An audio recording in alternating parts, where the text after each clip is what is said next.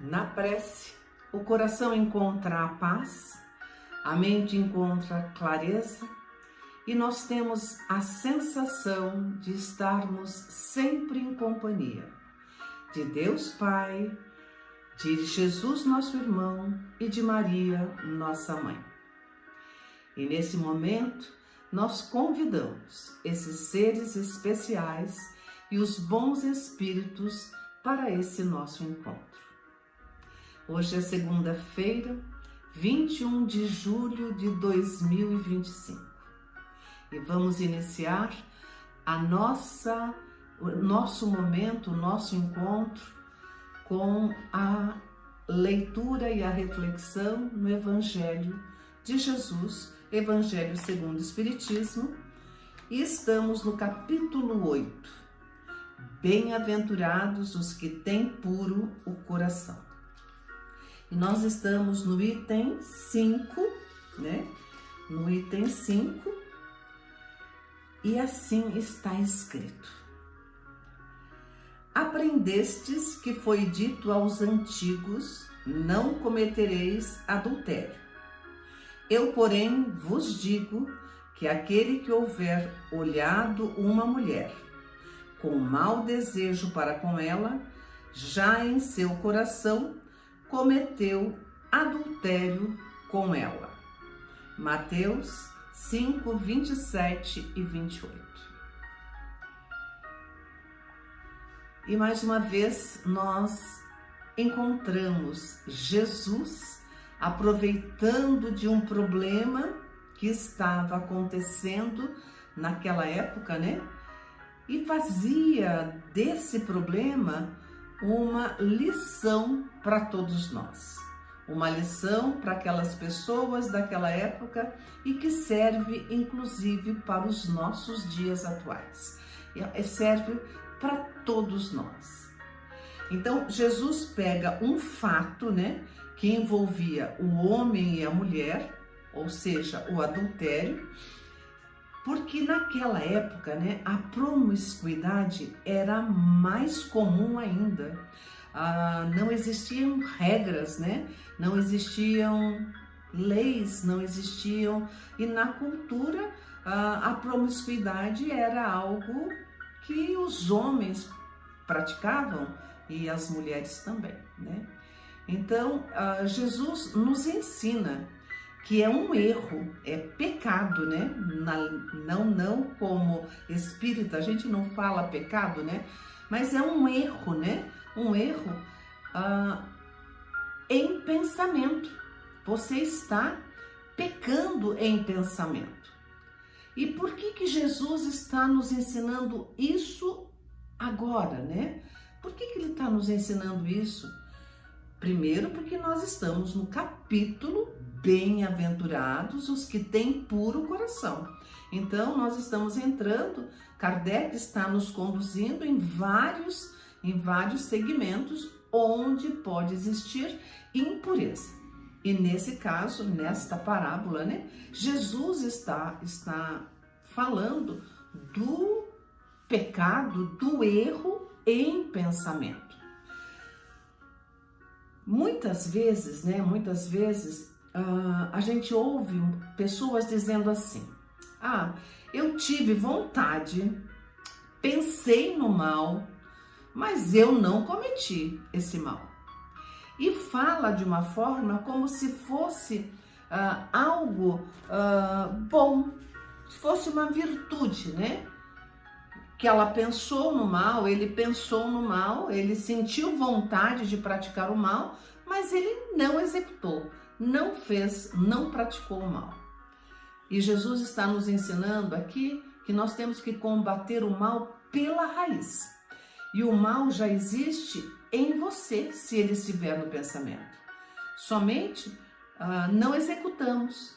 O mal está no nosso pensamento, a gente pensou, teve vontade, mas não executamos. E isso continua sendo um erro, né? Continua sendo algo que nós não devemos ter, né? Um comportamento que a gente não deve ter. Então Jesus condenava isso porque muitas vezes você, eu ou qualquer pessoa não cometeu a falta, não cometeu o erro porque não teve oportunidade, porque senão teria executado, teria errado, teria se equivocado de fato. Não tinha ficado somente no mundo mental, não tinha ficado somente no pensamento. Alguém poderia pensar assim, olha, eu morro de vontade de bater no meu patrão, mas eu não bato, sabe por quê? Porque senão ele vai me mandar embora. Então você só não bateu, não é porque tá errado, é porque você vai sofrer consequências por esse ato, tá? Olha, eu tenho uma vontade de pegar algumas coisas que estão sobrando lá no meu serviço, essa vontade de sobrar alguma coisa que não é seu, isso chama-se roubo. Então, tenho vontade de roubar algo lá no meu trabalho, né? Mas eu só não faço isso porque eu tenho medo que alguém veja. Então, se não tivesse esse receio, se não tivesse ninguém olhando, ninguém vigiando, você roubaria. Então, Jesus queria que nós cortássemos esse mal pela raiz.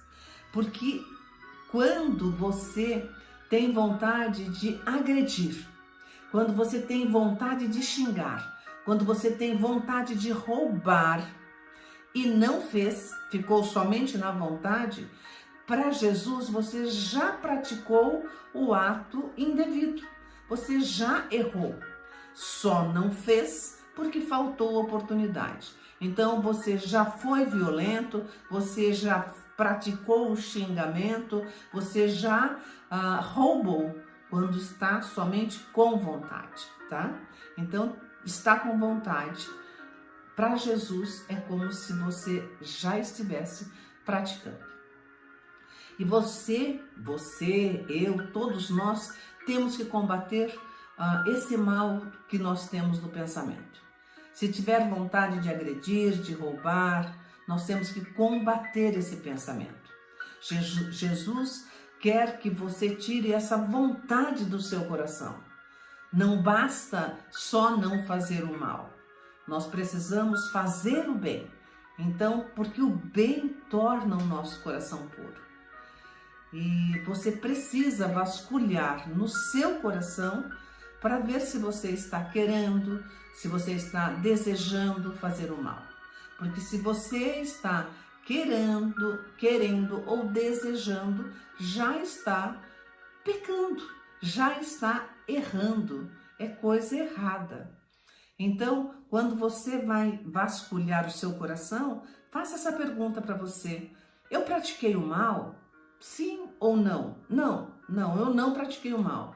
Mas eu pensei, eu tive vontade, eu tive desejo de praticar aquilo? Sim ou não? Se for não, maravilha. Mas se você teve o desejo, teve a vontade, você já errou. Então, Jesus eleva o nosso autoconhecimento na maior intimidade. Ele quer que nós conhecemos o nosso íntimo, os nossos desejos e que a gente avalie aquilo que nós não devemos praticar nem em pensamento. Então, mesmo que você veja um inimigo, mesmo que seja seu inimigo, se dando mal, e se você gostou que ele está tendo problema, é porque o seu coração está cheio de impureza. Então deve combater, mesmo sendo um inimigo, mesmo sendo uma pessoa que você não tem um bom relacionamento. Então vamos combater os nossos pensamentos, os nossos desejos, as nossas vontades de praticar algo indevido, algo incorreto, algo que não deva ser feito. Porque tudo isso que a gente tem vontade, normalmente nós temos que esconder. E tudo que é ocultado das outras pessoas, ou você tem vergonha de falar que cometeu, é um grave erro. Só de pensar, ok? E vamos então para a nossa oração.